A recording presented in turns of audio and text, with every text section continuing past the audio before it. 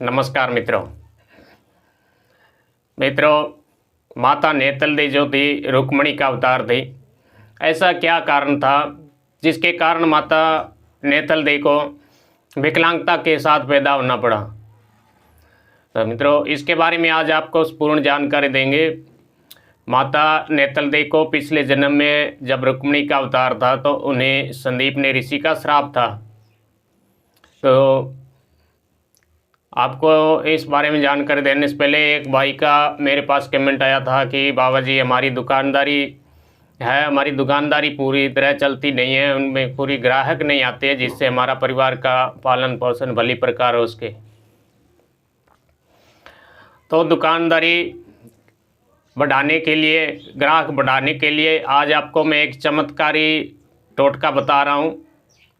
अगर आप विश्वास और लगन भाव से इस टोटके को कर लिए तो आपके दुकान पर ग्राहकों की लाइन नहीं टूटेगी। बहुत ही दिव्य अलौकिक चमत्कारी टोटका है। भगवान रामदेव जी पर विश्वास रख के अगर आपने सच्चे मन से इस टोटके को कर लिया तो आपकी दुकान पर ग्राहकों की लाइन नहीं टूटेगी। सारा दिन आप कितना चाहे माल बेच लेना। बहुत ही चमत्कारी उपाय है यह।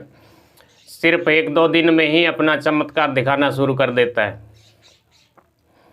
तो इस टोटके के लिए आपको करना है, सिर्फ शनिवार के दिन ही इस टोटके को किया जाता है। और शनिवार के दिन जब आप अपनी दुकान को मंगल कर रहे हो तो उस समय आपको 1 गिलास में पानी भर लेना है और उस गिलास में एक गुल्लर जो होता है, गुल्लर का फल डाल लेना है। और दुकान के बाहर खड़े ही अपने दुकान के अंदर से 3 बार उस गिलास को घुमाना है।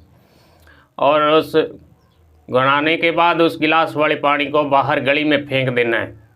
और उसके बाद आपको दुकान मंगल करके घर आ जाना है। और इस टोटके को आप इस बात का ध्यान रखना है कि आपको कोई टोका ना लगे। आपको टोटका करते हुए कोई देखे ना, और टोका ना लगे कोई, यह ना कि भाई तू क्या कर रहा है।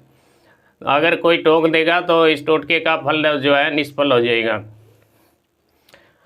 तो आपको इस बात का पूरा ध्यान रखना है और विश्वास के और लगन के साथ आप इस टोटके को करेंगे तो चमत्कार स्वयं आपकी आंखों के सामने दिखाई देगा।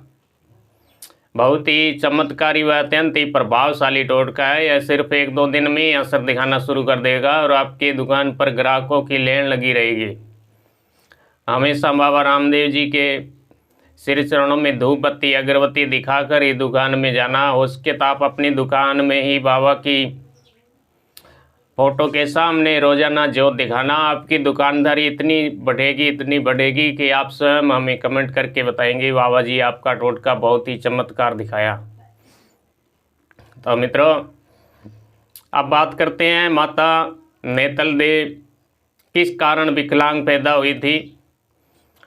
तो जब भगवान कृष्ण जी द्वारका में निवास करते थे तो एक बार उनसे मिलने के लिए उनके गुरु संदीपनी जी द्वारिका आए।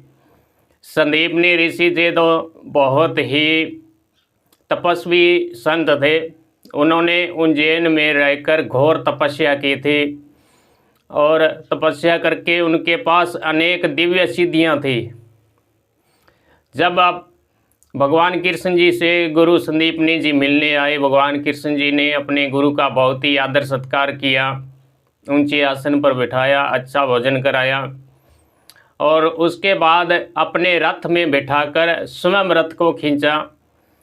तो जब वे अपने गुरु को रथ में बिठाकर रथ को खींच रहे थे, माता रुक्मिणी जी भगवान कृष्ण जी के साथ रथ ने खिंचाकर स्वयं रथ में सवार हो गई थी। इस बात को लेकर गुरु संदीपनी जी को बहुत ही गुस्सा आया और उन्होंने क्रोध में माता जी को श्राप दिया कि जाओ तुम अगले जन्म में विकलांग पैदा होना। तुम भगवान कृष्ण जी के साथ रथ ने खिंचा रहे हो, स्वयं रथ पर सवार हो, तुम विकलांगता प्रदर्शित कर रही हो, इसलिए अगले जन्म में तुम विकलांग पैदा होना। जब तुम्हारे साथ भगवान का मिलन होगा तभी तुम्हारी इस विकलांगता से मुक्ति मिलेगी। तो इसी पर कारण नेतल दे जो थी विकलांग पैदा हुई। क्योंकि रुक्मिणी जी का अवतार होने के बाद नेतल देव को विकलांग पैदा होने का कोई सवाल ही नहीं पैदा होता था, सिर्फ उन्हें इस श्राप के कारण ही विकलांग पैदा हुई थी। और जब भगवान रामदेव जी उन्हें ब्याहने के लिए गई, जब हथलेवा हुआ, उनका स्पर्श हुआ तो उनकी विकलांगता जो थी दूर हो गई थी। तो मित्रों, ये जानकारी अगर आपको अच्छी लगी है तो कमेंट करना, वीडियो को लाइक करना। ऐसे आगे वीडियो देखने के लिए हंसमंत्र साधना को जरूर सब्सक्राइब करना। जय मेरे ऊंचे के श्याम अजमल घर अवतारी बाबा रामदेव जी, आपके श्री चरणों में कोटि कोटि नमन।